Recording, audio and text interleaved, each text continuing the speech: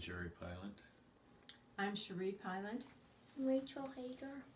I'm Nicole Eckeren.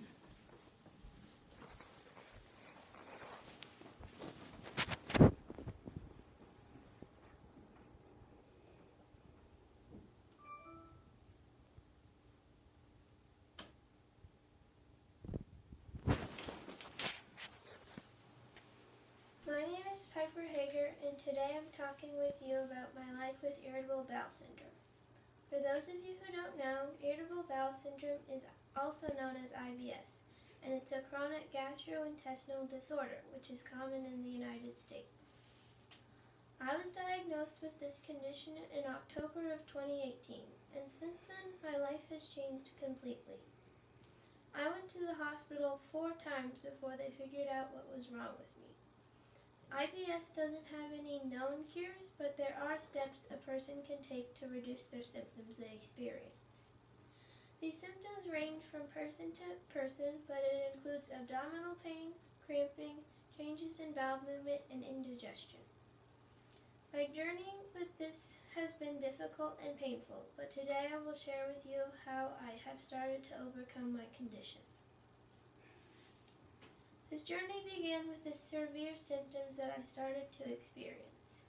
As I stated before, the symptoms vary widely, and mine definitely did.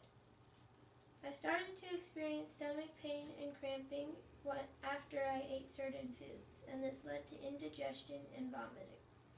Vomiting isn't actually a common symptom with people with IBS, but I'm unfortunately one of the ones who experiences it. I also dealt with frequent changes in bowel movement.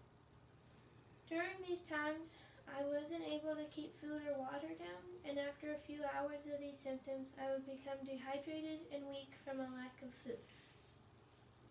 This is how I ended up in the hospital so many times, where they would give me IVs, pain medication, blood tests, and screening to see if they could figure out what was wrong with me. After all of these trips to the hospital, they couldn't figure it out, and they sent me home with instructions to take pain and nausea medication when needed. My pain became chronic eventually, and it seemed like it would never end. And I knew if I wanted to end my suffering, I was going to have to get a diagnosis. I went to my main doctor and told him what my symptoms were. He ran a few blood and stool tests to rule some possibilities out, and just like that, he knew what I had. It was irritable bowel syndrome. With a diagnosis in hand, I was able to start a treatment plan.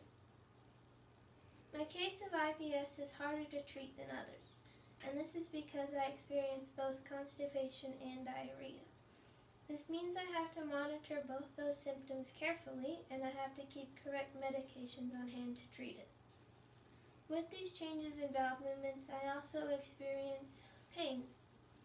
I was put on an antidepressant which is meant to calm the nerves in my stomach so I don't experience pain as often. After these medications, I still had one change to make, and this was the most drastic one of all. I had to change my diet. This means that I'm now gluten, lactose, and grease-free. I can still eat lactose occasionally if I take certain pills that help my stomach digest it better.